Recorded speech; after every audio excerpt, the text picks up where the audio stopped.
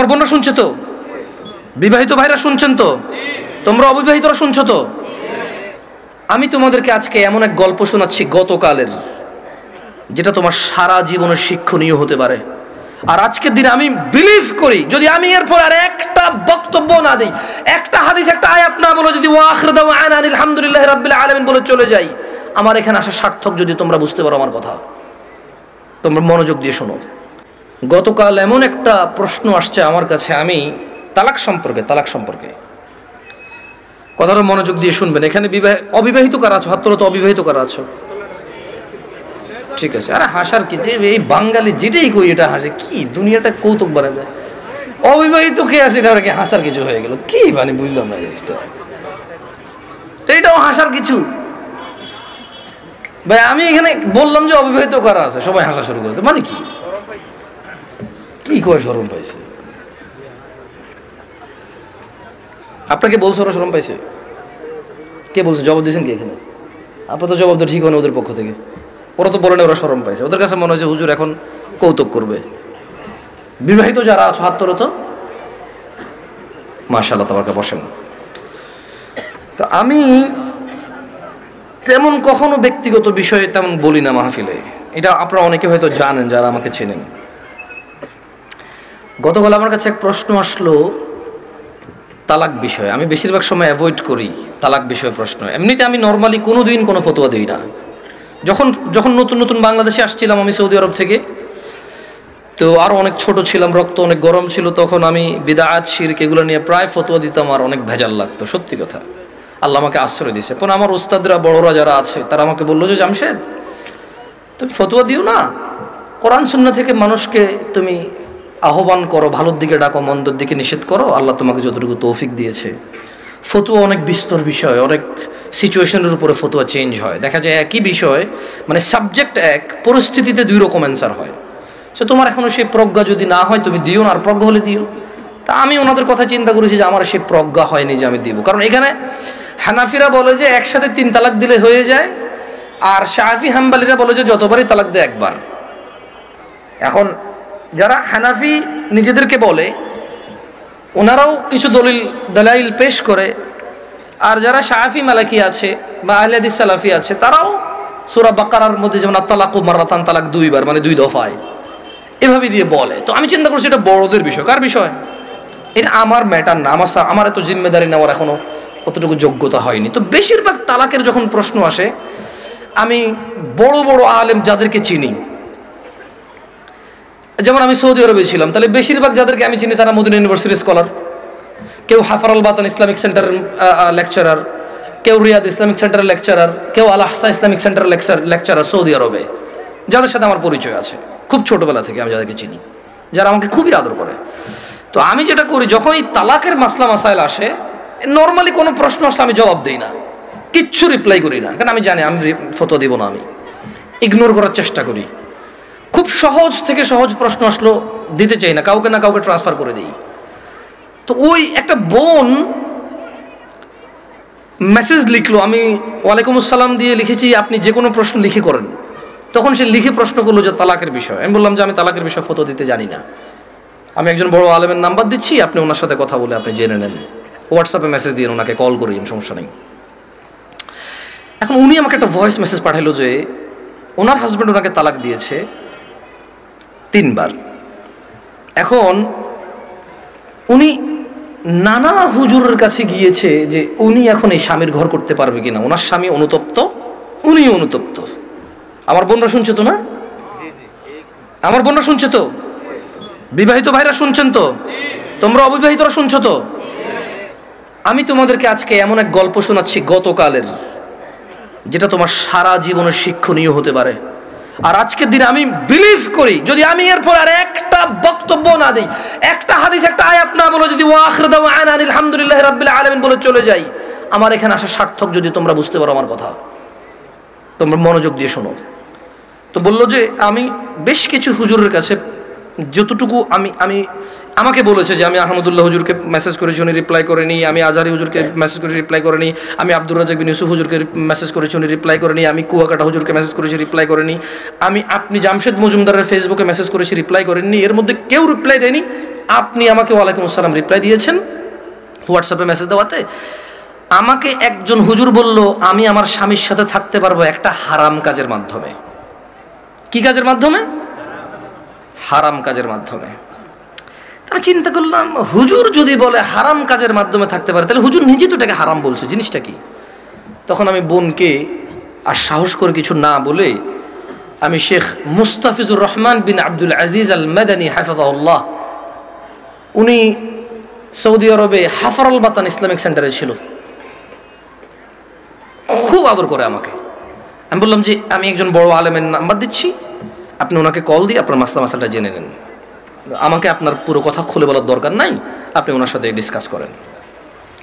ঠিক 2 ঘন্টা বা 3 ঘন্টা পর উনি আমাকে মেসেজ দিল যে হুজুর আমি একটু আপনার সাথে কথা বলতে চাই। আমি বললাম যে আমি আপনার সাথে কথা বলবো না, আমি আপনাকে যার নাম্বার দিয়েছি যদি ওনার কথায় আপনার কিছু বুঝে না আসে তাহলে আমার কথা আপনার বুঝে আসবে না। বলে যে না হুজুর, ওনার সাথে আমার স্বামী কথা বলেছে, তবে আমার স্বামী একটা বিষয় গোপন করে কথা বলেছে, গোপন করে কথা বলার পরেও হুজুর বলেছে যে তালাক হয়ে গেছে। কিন্তু এখন আমার স্বামী হাফেজে কোরআন, আলেম পাস, আমার স্বামী বলছে তালাক হয় নাই। আমি বললাম যে ওকে, আপনি শেখকে কল করে বলেন যে আপনার স্বামীটা গোপন করেছে। বলে যে আমি ভয় পাচ্ছি ওনাকে কল দিতে, কারণ আমার স্বামী কথা বলেছে, উনি আবার কি মনে করে। আমি বলছি উনি কিচ্ছু মনে করবে না, আমি ওনাকে ফোন দিচ্ছি, আপনি কথা বলেন। ভদ্রমহিলা কথা বলবে না। তখন জোহরের টাইমের সময় হয়েছে, আমি ফোন দিলাম। এবার মানে আমার একটু মেজাজ খারাপ হয়েছে। কি খারাপ হয়েছে? মেজাজ খারাপ হয়েছে। ওই ভদ্রমহিলা আমাকে বারবার বলতে চেষ্টা করতেছে যে আমার একটা বাচ্চা আছে, যদি এখন আমরা স্বামী স্ত্রী আলাদা হয়ে যাই আমার বাচ্চাটার কি হবে? কনসার্ন কোথায়? বাচ্চা। আমি কল করলাম, কল করে বললাম আপনি তালাক হয়েছেন বা হন নাই, আমি কি এরকম কিছু বলছি? বলে যে না। আমি বললাম ধরে নেন আপনার স্বামী আপনাকে তালাক না দিয়ে যদি গলা একটা কোপ দিত, আপনার গলাটা কাটতো কিনা? বলে যে কাটতো। আমি বললাম তালাক দিল, তালাক হবে। এবারে হুঁশে দিছে না বেহুঁশে দিছে, রাগ করে দিছে না আদর করে দিছে, মজা করে দিছে নাকি দুষ্টামি করে দিছে, এইটা ম্যাটার না। আপনার স্বামী যদি আপনাকে 5 তলা বিল্ডিং থেকে রাগ করে অথবা রাগ না করে হাসি মুখে অথবা দুষ্টামি করে যদি আপনাকে ধাক্কা দিত, আপনি কি পড়তেন 5 তলা থেকে? বলে যে পড়তাম। তাহলে আপনার কেন মনে হচ্ছে না যে আপনার স্বামী আপনাকে রাগের মাথায় তালাক দিলে হবে না? রাগের মাথায় ধাক্কা দিলে যদি 5 তলা থেকে পড়ে আপনার হাত পা ভেঙে যায়, মরার সুযোগ থাকে, মরে যেতে পারেন আপনি, এরকম সম্ভাবনা থাকে, তাহলে কেন আপনার স্বামী আপনাকে তালাক দিলে তালাক হবে না? মানতে অসুবিধা কোথায়? যে আল্লাহ আপনার এই স্বামীকে কবুল বলার পরে ওর সাথে থাকা বৈধ করেছে, সে আল্লাহই তো 3 তালাক পরিপূর্ণ হয়ে গেলে থাকাটা অবৈধ করেছে। যিনি আপনাকে এর সঙ্গ দেওয়ার জন্য বৈধ করেছে আপনি মেনেছেন সেটা, উনি যখন অবৈধ করেছে সেটা মানছেন না কেন আপনি? প্রবলেম কোথায় আপনার? আপনার বাচ্চা, যদি আপনার হাজব্যান্ড কালকে অ্যাক্সিডেন্ট হয়ে মারা যায়, মৃত্যুর পর আপনার হাজব্যান্ডকে নিয়ে আসতে পারবেন জীবিত করে? না। যদি আপনি মারা যান কালকে, আপনার এই বাচ্চা কি মাহারা হবে না? হবে। ওকে, আপনার দুইজনই উভয় মারা গেলেন, কোনো অ্যাক্সিডেন্টে বাচ্চাকে রেখে গেলেন, বউ জামাই গেলেন কোথাও ঘুরতে বা ডাক্তার দেখাইতে, অ্যাক্সিডেন্টে 2 জন মারা গেলেন, আপনার এই বাচ্চা থাকবে কি না? বলে থাকবে। তো তখন আপনাকে কি ফিরাইতে পারবে কেউ মৃত্যু থেকে? না। তা আপনি কেন আল্লাহর বিধান মানতে এত অসুবিধা হচ্ছে যদি পরিপূর্ণ তালাক হয় আপনার? আমি বললাম শেখকে কি প্রশ্ন করেছে? বলে যে ও আমাকে বিয়ের পরে, মেয়ের বয়স মাত্র 18 বছর, ওয়াল্লাহ ভাই আমি কথা বলতাম না, আমাকে ভয়েসে বলেছে যে ভাই আমার বয়স মাত্র 18, আমার একটা বাচ্চা আছে, আমার স্বামী খুব বদমেজাজি, আমাকে তালাক দিয়েছে, এখন ও অনুতপ্ত থাকতে চাই। কত বছর বয়স মেয়ের? শুধু 18, একটা বাচ্চার মা। যে বাচ্চা, ওই বাচ্চার বয়স আমাকে বলেছে যে 3 মাস বা 3 বছর, আমার সঠিক মনে নাই, এরকম কিছু বলেছে। আমি বললাম আপনি কি মানে নিজে নিজে পছন্দ করে বিয়ে করেছেন নাকি বাবা মা পছন্দ করে বিয়ে দিয়েছে? বললো যে বাবা মা পছন্দ করে বিয়ে দিয়েছে। আমি বললাম বিয়ের আগে স্বামীকে চিনতেন না? বলে যে না। আমি বললাম আপনার স্বামী নামাজ পড়ে না ঠিক না? বলে যে হ্যাঁ। আমি বললাম আপনার স্বামী তো নামাজ পড়ে না ঠিক না? হ্যাঁ। আমি বললাম আপনার স্বামী হুজুর আলেম এগুলো বলে লাভ কি? হাফেজ বলে লাভ কি? ও তো নামাজই পড়ে না। ও তো ধর্মর কোনো মূল্যায়নই করে না। ও আপনাকে তালাক দেয় আবার রাখে, আবার তালাক দেয় আবার রাখে, আবার তালাক দেয় আবার রাখে, এখনো আপনাকে রাখতে রাজি আর আপনি ওর কাছে থাকতে রাজি। তো বললো যে প্রথমে একদিন তালাক দিল, তালাক দেওয়ার পর ওনার স্বামী বিলিভ করে একসাথে 3 তালাক দিলে তালাক হয়ে যায়। ওনার স্বামীর এটা দেখেন, আমি আবার বলি, এটা আমি বলছি না, উনি বলছে যে ওনার স্বামী হাফেজ এবং আলেম পাশ মেবি, বা হাফেজ এটা কনফার্ম আমি। তো বললো যে উনি জানে যে এক বৈঠকে 3 বার তালাক দিলে তালাক হয়ে যায়, কিন্তু শেখ মুস্তাফিজুর রহমান বিন আব্দুল আজিজ মাদানিকে যখন ফোন করেছে তখন উনি বলেছে আচ্ছা ধরলাম একবার, 3টাকে কয়বার ধরলাম? এক বৈঠক ধরলাম। বলে যে আপনাকে আদ দিছে? বলে যে হ্যাঁ আরেকবার দিছে। বলে যে ওটাকে আবার ধরলাম। বলে যে আদ দিছে? বলে যে সে গোপন করছে, কিন্তু সে একদিন আমাকে বলছে তোমাকে আমি তালাক দিলাম, তুমি যাচ্ছ না কেন? এই কথাটুকু শেখের কাছে সে গোপন করেছে। কি করেছে? শেখ নাকি তখন প্রশ্ন করেছে আপনি যদি হানাফি মাসলাকের হন, জীবন যদি হানাফি বিধান অনুযায়ী চলেন, আর আপনার স্বামী নিজে যেহেতু হাফেজ বা আলেম, ও তো এটা জানে যে এক বৈঠকে 3 বার দিলে হয়ে যাচ্ছে। আর কোরআন সুন্নাহ অনুযায়ী যদি আপনি শাফি মালিকের দিকে আসেন, সেই ক্ষেত্রে ওনারা এক বৈঠকে যতবারই দেয় কয়বার ধরে? একবার। তো বলো যে অনেক সময় আমরা ফতোয়া দেই যে ঠিক আছে, মানে আপনি হানাফি কোনো বড় বিজ্ঞ আলেম থেকে মাদ্রাসা থেকে ফতোয়া নিয়ে ওনারা লিখিত ফতোয়া দেয় কি সেটা আপনি জেনে নেন। মানে তালাক নিয়ে তেমন কেউ ভেজাল করতে চায় না, কারণ মারামারি কাটাকাটি হয়ে যাবে, বোঝেন নাই, মিছিল মিটিং হয়ে যাবে। এক গ্রুপ বলবে তালাক হয়ে গেছে, আরেক বলবো হয় নাই, বলবে যে জানা করতেছে ও হুজুরের কথায়। ভাই এটা বিশাল বড় একটা প্রবলেম, বুঝছেন না? বোঝেন নাই, সত্যি আমার পক্ষে সলভ করা সম্ভব না। তখন আমি ওই বোনকে বললাম যদি আপনার তালাক হয়ে যায় চলে যান, ইদ্যত পালন করে কোথাও বিয়ে বসে যাইয়েন, আর পরবর্তী স্বামীর যত্ন নিয়েন।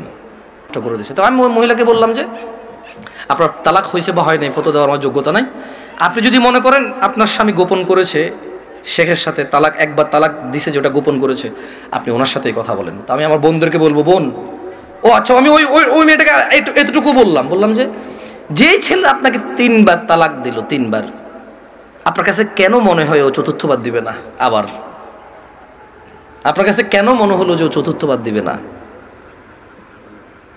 আর এই তো আপনি এই স্বামী ছাড়া থাকতে পারবেন না, আপনার একটা বাচ্চা আছে, কেন আপনি স্বামীর সাথে এমন ব্যবহার করলেন যে ও তালাক পর্যন্ত গিয়ে পৌঁছালো? ওর উপায় কি? ওই বেচারার উপায় কি? ধরলামও খারাপ, ওর চেয়ে নিকৃষ্ট পুরুষ আর এই পৃথিবীতে আমি ধরে নিলাম। আপনি যদি ওর সাথে এমন ব্যবহার করেন যে ও তালাক দেওয়া ছাড়া রেখে উপায় নাই, একটা ঘরে আগুন লেগে গেছে, বের হবে না মানুষ বের হবে না? এই দরজা বন্ধ, সেই দরজা বন্ধ, সেই দরজা বন্ধ, জানালা দিয়ে হলো তো মানুষ বের হবে না? তা আপনি এমন এক সংসারের মধ্যে কেরেঙ্গাল লাগাই দিয়েছেন, কিচ্ছা কাহিনী লাগাই দিয়েছেন, এমন এক অশান্তি লাগাই দিয়েছেন, ও আর তালাক ছাড়া বেরোতে পারছে না এখান থেকে। এমন করলেন কেন? এই যে এখন কান্নাকাটি করতেছেন, এমন করলেন কেন? এই যে বলতেছেন আমি এখন ধৈর্য ধরবো, আমি আর মুখে মুখে বলবো না, আমি আর ওর অপছন্দ হয় ওর বাবা মায়ের সাথে খোটাখুটি করলে এখন আর করবো না, আমি আগে কেন ভাবেন নাই? আমি আমার বোনদেরকে বলবো তোমার স্বামী আছে, ওকে গুরুত্ব দাও।